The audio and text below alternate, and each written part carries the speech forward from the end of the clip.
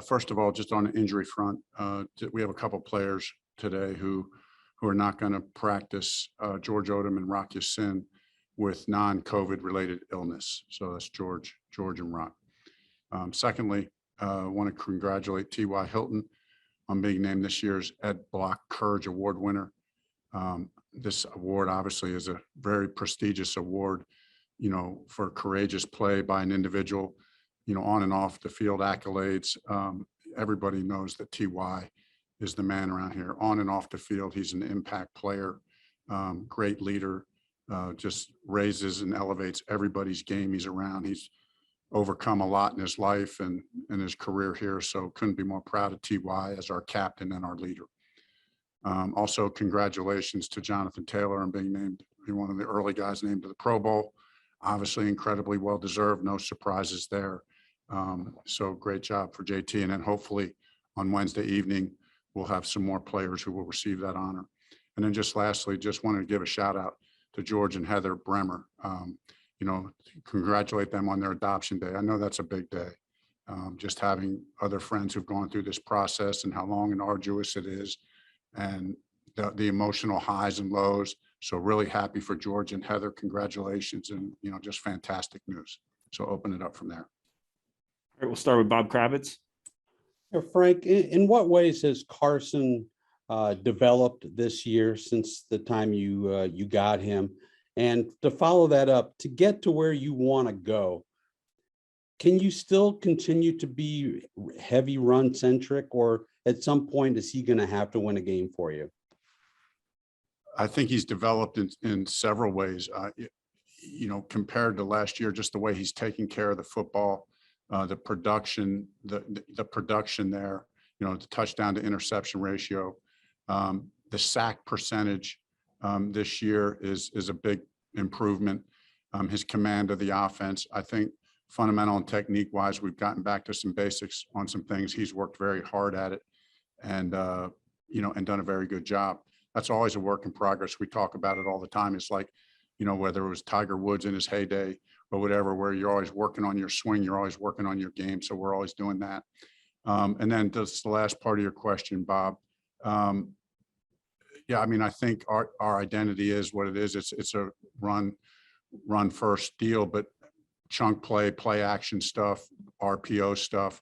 I do think Carson has had many good games. I think for us to go where we're going to want to go, I think there are going to be games where Carson will be the quote unquote star of the game. I think that'll have to happen. Greg Doyle. Hey, Frank, first of all, thank you for what you said about George and his wife and their baby. And Heather, that's great. Thank you for bringing that up. Second, with the NFL changing their protocols on testing, I don't know if you can even answer this, but I'm going to ask it. Have you seen more players get vaccinated in the last couple of days to avoid the hassle that now they can all avoid?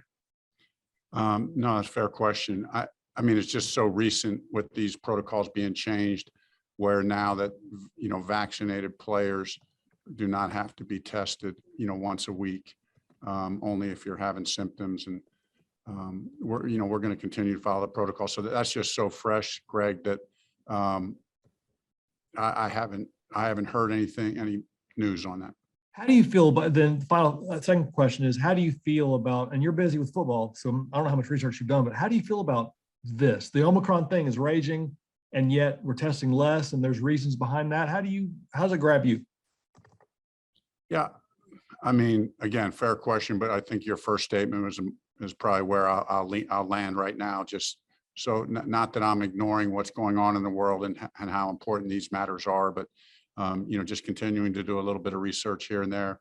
We're kind of I'm living in a little bit of a bubble. I'm trying to be responsible, do the best I can do in my position with our team. We're going to follow the protocols to the T. We know it's serious business. We encourage vaccination. We think vaccination is a good thing. And so we'll continue down that line. Understood. Thank you. JJ. Hey, Frank, you talked about Carson's command of the offense, and I think fans probably just see him handing off to Jonathan on a lot of those carries, but how has he been in getting the right looks for Jonathan or Naheem or whoever's carrying the ball, whether it's at the run check or just kind of making little adjustments at the line? Yeah, he's been A plus. I mean, A plus.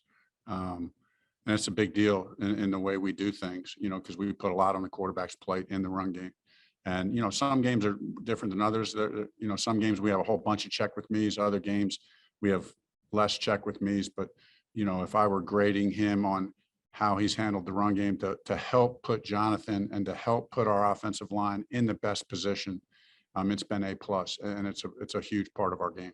I think it was the Jets game where I think Ryan Kelly said he checked into a run that you hadn't really even it maybe wasn't even totally built into the play or something. And it was on Jonathan's 21-yard touchdown. Have there been other instances where Carson's made a check and you've been that was, that led to a big play? Yeah, there's no doubt. And, we've kind of given him a green light where, hey, we want to run the ball. So if you ever, what our run principles are, what we're trying to do in the run game, when we're trying to, what's the best look for these 3 or 4 core runs that we have.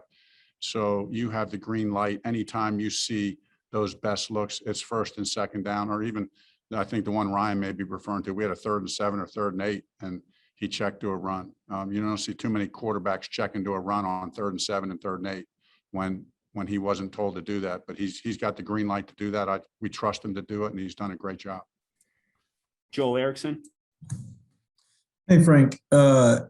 Jonathan's workload obviously keeps rising as the season goes. Do you have any concerns with him taking too much, even either for now or in the future, limiting that workload? What goes into that decision? Yeah, I don't have any concern. We constantly talking to him, gauging where he's at. The ebb and flow of the season, I think, takes care of it a little bit. Obviously, we're going to continue to feed him the ball, but it's not always going to be like it has been the last couple of weeks. There's going to be games where we throw it a little bit more, and I think, or we'll give it to Naheem a little bit, or Dion, or whatever the case may be. But at the same time, right now, we've always kind of done, even when we were running back by committee before he was here, we kind of go with the hot hand. And it's hard to argue with the production, and, physically, he's such a specimen. He takes great care of himself. And at this point, he's showing no wear and tear. Mike Chappell. Frank, it's funny that it's a strange year. There've been times you've been criticized for not running it enough, and now it's, and now are you throwing it enough? When you're running for 200 yards a game, is it hard to get the passing game going, or is there a less of a need to get the passing game going, or what? Yeah, that's an interesting question. I do think there's a little bit of a rhythm you get into as a quarterback when you get to throw, when you get more passing attempts. And so, but here's the key. I mean, if we're able to run it the way we're running it, you just got to make the most. We got to make the most of our passing attempts that we have, whether that's going to be 12 in a game or 20 or 30. And I think we have the players to do that. So, and I think we will do that. And I think we have, by and large, done that over the course of this year. And you may have referred to it briefly after the game about you're not really worried about the passing game. So is it as simple as it sounds? You feel like you guys can just turn it on when the time comes to turn it on? Yeah, I mean, that's probably not fair of me to say it that way, right? You just can't turn it on. I mean, you got to execute, you got to earn it. All these teams are good, but I just have a lot of, I guess what I really mean is I just got a lot of confidence in Carson. I have a lot of confidence in our skill players, and I have a lot of confidence in the way we protect the passer. So, and I have a lot of confidence in our offensive coaching staff, the way we scheme things up, to help the players a little bit. So that's probably a better way for me to say it. Thanks, Frank. Kevin Bowen. Frank, obviously thoughts with Ryan Kelly and his family. Do you expect him back this week, or where do things stand there?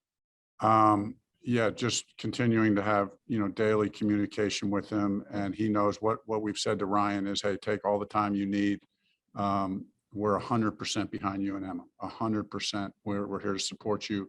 And when you're ready to take that step, then we're right here. So I'm not going to push that, as far as I know, it could be tomorrow, it could be a week from now, whatever it is, we're 100% behind it. These situations, as I think we all know in life, right? I mean, there's no perfect formula for how to handle these situations. everybody has to go through their process as a family, the mourning and the steps and the healing steps that it takes. And, I'm proud to work for an organization, where what Mr. Irsay said, I know that's true. I've seen that be true for 4 years, not just in this case, but in a lot of other cases as well. Nate Atkins. I could tell, obviously, from your opening statement and just your embrace of Hard Knocks, how much you kind of enjoy when players get recognition and when they, in celebrating their accomplishments. So one that I feel like we haven't talked enough about is Darius Leonard and his chances at maybe getting Defensive Player of the Year. He's already up to 12 forced turnovers, which is only 5 off the NFL record. So do you think he has a path to that award? And do you have a sense for what it would mean to him if he did? He absolutely has a path to that award. I mean, when you're creating that amount of turnovers and having the production that you're having as far as tackles and big plays, you can't argue with that. And the turnover thing is just freakish, right? So if he continues at that pace these last couple games, and with the production that he has as far as tackles and the leader that he is and the impact on how he raises the level of our whole team, I would just be absolutely surprised if he wasn't at the front of that race. All right, last one, Zach Kiefer. Frank, on that same note, you've coached for a long time. You've played with a lot of great linebackers, and I'm not asking if Darius is the best of those, but in a lot of ways, is he one of the most unique? Because he just does a lot of things so uniquely in terms of the takeaways. And have you ever seen a season where a linebacker has been more lethal in that category? I haven't. I mean, I've played with a lot of great players and coached on teams that had a lot of great linebackers. Maybe some are, it's hard to say who's best, but as far as turning the ball over and the play and just raw playmaking ability, big play ability, Darius is the best I've been around. He just has that knack, he just has a knack to make big plays, to be in the right place at the right time, that you just know it's not coincidence. It's a special talent that he has, that he's cultivated, that he works on, and he just continues to back it up, year after year. I mean, this is year 4. I mean, this isn't just a 1-year flash. This is year 4 of him doing the same thing over and over and over again.